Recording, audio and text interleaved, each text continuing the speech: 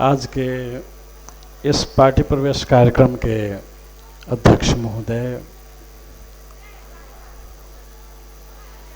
मंच पर आसीन जनमत पार्टी के नेतागण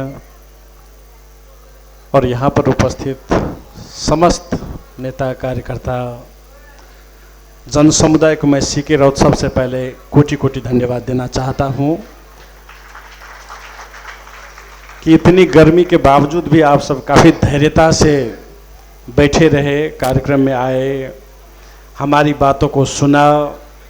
उसके लिए सबसे पहले मैं हृदय से धन्यवाद देना चाहता हूँ। और मुझे खुशी है कि जो लहर की परिकल्पना हमने परसा जिला में किया वह साकार होते दिख रहा है।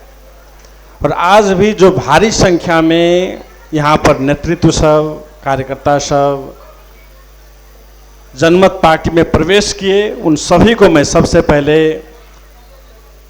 धन्यवाद देना चाहता हूँ, स्वागत करना चाहता हूँ पार्टी में। और ये भी आश्वस्त करना चाहता हूँ कि जनमत पार्टी में बिल्कुल आप सबको सम्मान मिलेगा, जिम्मेवारी मिलेगी, काम करने का मौका मिलेगा, अपने आप को साबित करने का मौका मिलेगा। धैर्य रखकर आप सब आगे बढ़ते रहिए। हर एक चीज का मूल्यांकन होने वाली पार्टी जनमत पार्टी है। और मैं अपने पूर्व वक्ताओं को भी बहुत बहुत धन्यवाद देना चाहता हूं,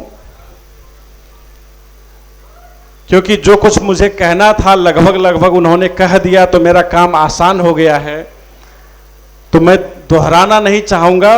मुख्यतः बहुत चीज़ आ गई है, खास करके स्वागत मंतव्य में ही बहुत सारी बातें आ गई है। तो ये बड़ी अच्छी बात है कि वह बातों को हम जनता तक पहुंचा रहे हैं, कार्यकर्ता तक पहुंचा रहे हैं विभिन्न माध्यम से। तो मैं बहुत ही संक्षिप्त में, बहुत ही छोटे समय लेकर ही खाली एक दो बात कहना चाहूँगा।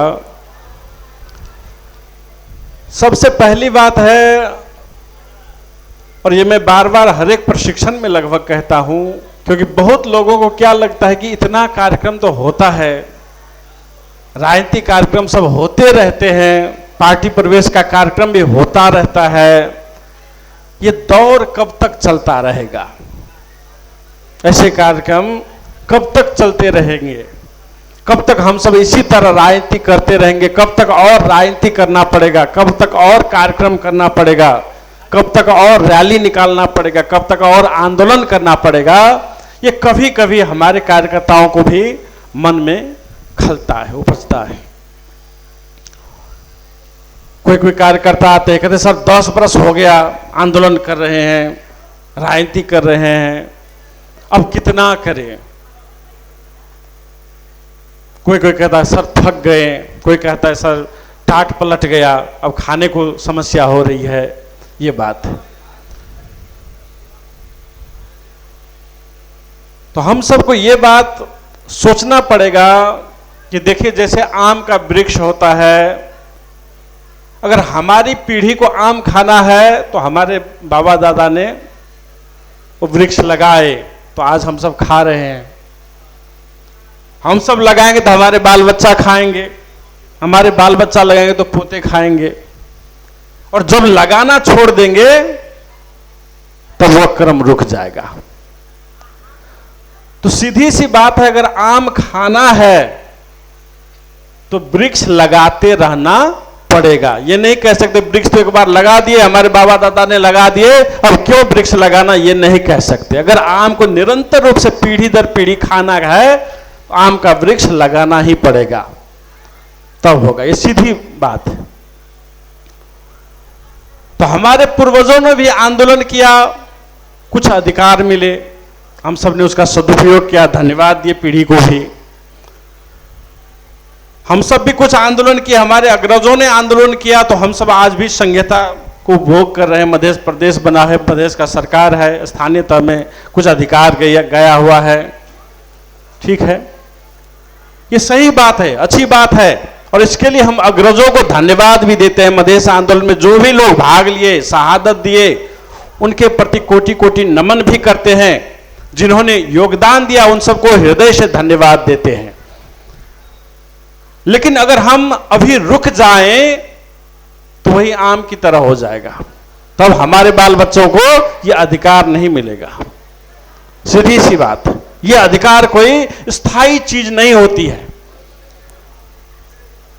कि एक बार ले लिए तो पूरा स्थायी हो जाएगा, गारंटी हो जाएगा। इसका खास करके नेपाल के संदर्भ में तो है ही नहीं, क्योंकि यहां तो हर एक 10-15 वर्ष में संविधान ही बदल जाता है।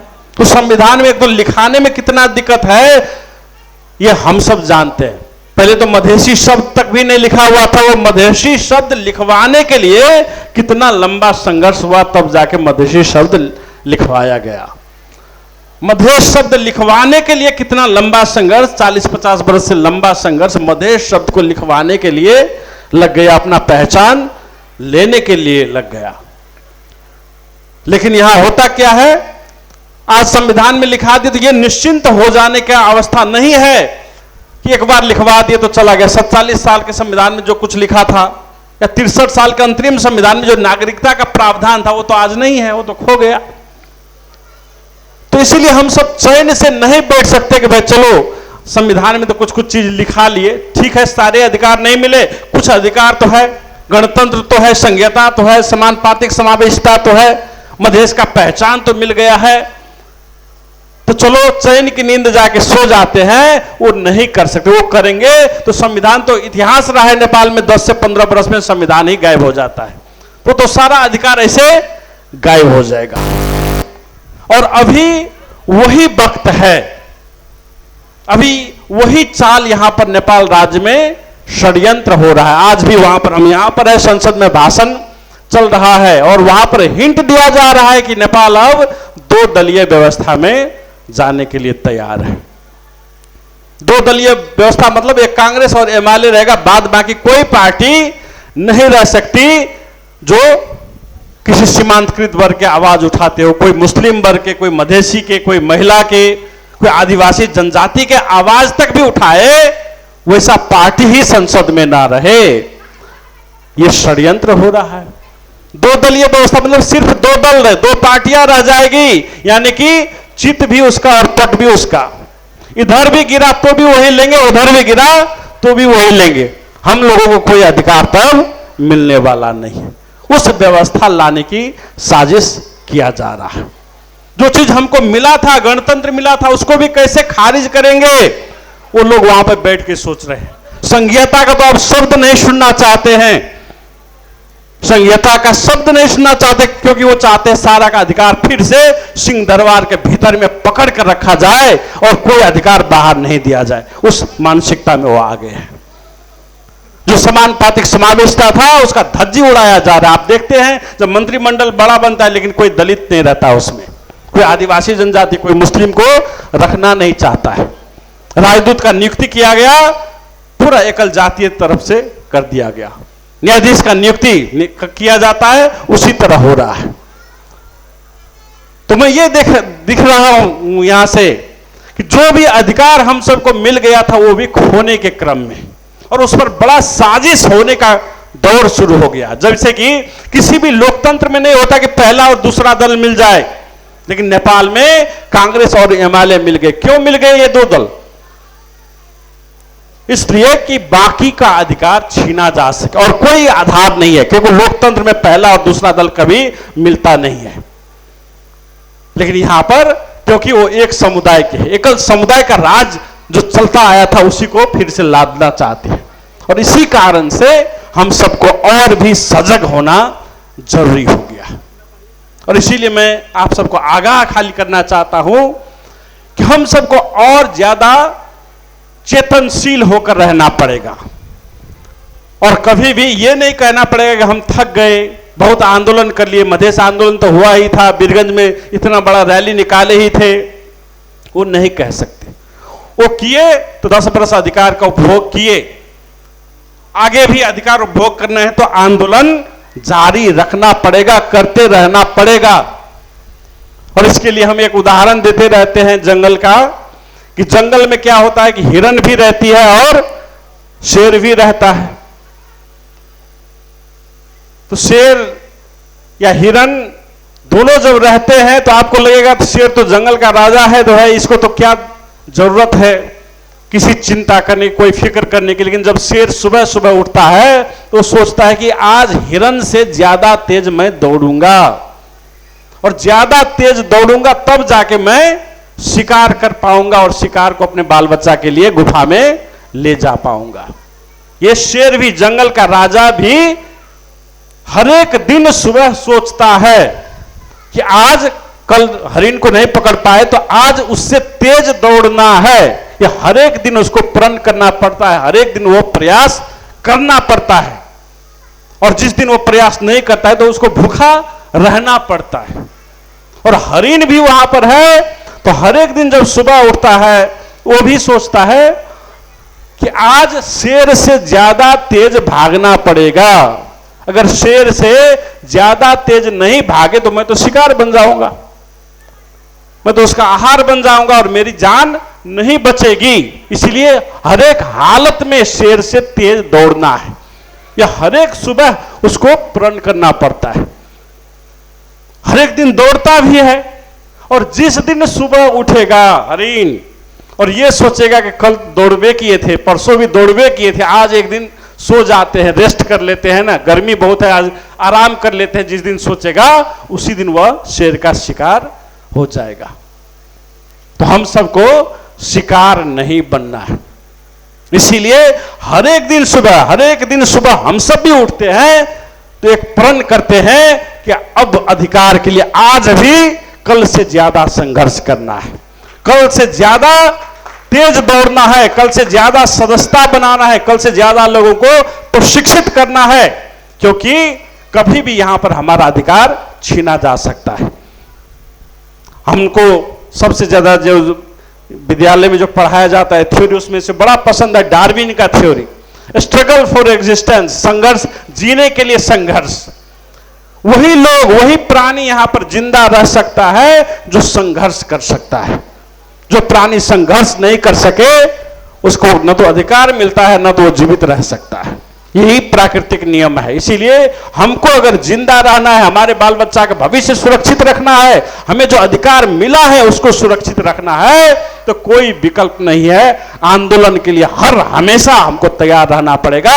यहाँ के राज्य को, एकल राज्य को चुनौती देने के लिए हर हमेशा तैयार रहना पड़ेगा। यही हमारा कार्य दिशा है, यही हमारी रणनीति है। और जो संहिता मिली है, ठीक है, पूरी तरह परफेक्ट तो नहीं है। पहले हम सब 22 जिला के लिए, 24 जिला के लिए लड़ते थे, 8 जिला में आ गए, लेकिन जो भी कुछ मिला है उसको मजबूत और करना है, उसको सशक्त करना है, उसको और अधिकार देना है। ये सब बार बार कहते रहते मंत्रिमंडल ज्यादा हो गया, तो आप केंद्र में क्यों रखे हैं मंत्रिमंडल? किस संहिता में इतना मंत्रिमंडल केंद्र में रखा जाता है? आप सिर्फ रखिए वहां पर परराष्ट्र मंत्रालय रखिए, मौद्रिक नीति रखिए, सुरक्षा नीति रखिए, डिफेंस मिनिस्ट्री रखिए, बाद बाकी मंत्रालय को केंद्र में रखने की जरूरत नहीं है। आप वो अधिकार हस्तांतरण करिए। लेकिन आज क्या है अवस्था, हम सबको, यहां का सीडीओ भी है, वो भी मुख्यमंत्री को नहीं जानता है, वो भी नहीं मानता है उसको, वो केंद्र से चलता है, यहां का एसपी भी वहीं से चलता है।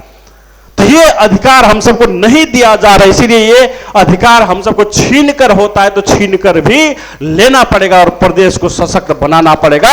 तभी यही हमारा आधार है। ये प्रदेश कोई छोटी चीज नहीं है कि कोई आदमी कहता है खारिज कर देंगे और आजकल के युवा सब उसमें लग जाते हैं।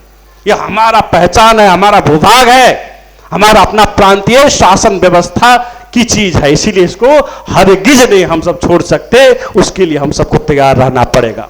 और इसीलिए मैं आप सबसे सिर्फ यही विनती खाली करना चाहता हूं, कोई लंबा चौड़ा कोई बात नहीं है, कि हर हमेशा हम सबको आंदोलन के लिए तैयार रहना है। सरकार में रहकर आप क्या कुछ कर पाएंगे वो तो देख ही लेते हैं कि सीट संख्या आपके पास ज्यादा है नहीं। जब चाहेगा वो तब आपको वहां से निकाल देगा, जब चाहेगा, आज के आज चाहेगा तो आज के आज वहां से उसकी बात नहीं मानी तो निकाल देगा। वहां पे बैठ के कोई बड़ी चीज कर सकते हैं, ऐसी अवस्था नहीं है। सदन की हालत देखते हैं क्या है, वहां पर बोलने पर भी प्रतिबंध लगाया जा रहा है, और वहां से कुछ पूरा होने की तो बात छोड़ ही दीजिए। इसीलिए सरकार और सदन से ज्यादा आशा नहीं किया जा सकता है, और वो सड़क ही है जहां से हम अपना अधिकार को छीन सकते हैं। इसीलिए सड़क आंदोलन के हर हमेशा तैयारी रहिए।